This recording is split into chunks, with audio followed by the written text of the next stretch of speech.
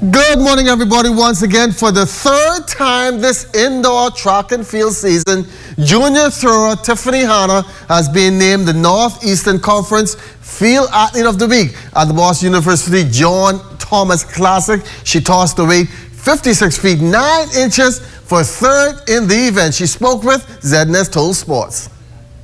I would say the season has been going pretty well for me so far. Still in indoor season until around about February, early March. I'd say right now I'm definitely doing better in weight than I am in shot put. I still have a lot of things to work out in shot put with my rotation. But I do believe I'll be able to pick up on that by the time that NEC Championships rolls around. For the weight throw, I've been seeing a lot of increases, and I do attribute this mainly to technique. I've been working a lot more on actually using my legs to push the ball across my body, keeping my arms long in my turns. I'm also trying to focus on having tighter turns, and all of these just add that little bit of extra power that I need to really launch the ball as far as I can.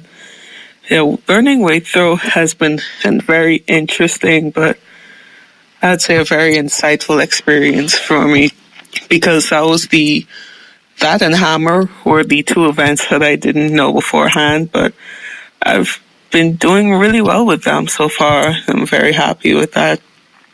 So I think that this season will go really well.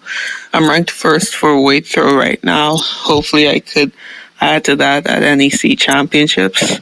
And I feel like as I continue to work on my shot put technique, I'll also move up in the rankings there. So I'm looking forward to a good indoor season. And of course I have ECACs after that, and I'm looking forward to that too. So happy to be doing this.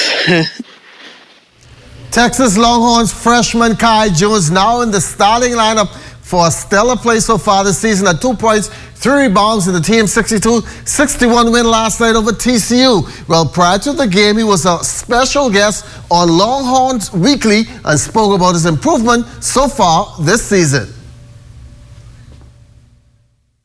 I feel obviously my body, my body's improved a lot since being here, but it's mainly been mental for me, just growing mentally as a player, as a young man. Coach said before I got on campus that the key to your freshman year is how you respond when things don't go your way, and I always heard him saying it, and I was like, why does he keep thinking things aren't going to go my way? I think everything's going to go great. But when I got here, I realized, okay, yeah, that's a true statement. Like, you have to just be able to respond when things don't go your way and respond when they do.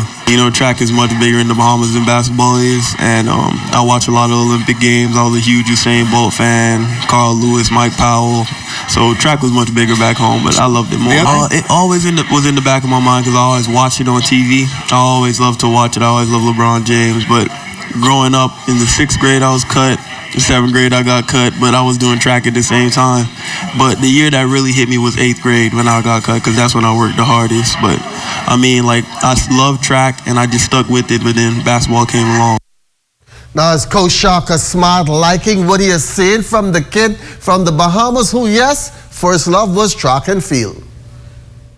I don't know if I've coached a guy at 6'11" that's worked as hard as him. I don't think that I have. There's a lot of guards that just love to live in the gym.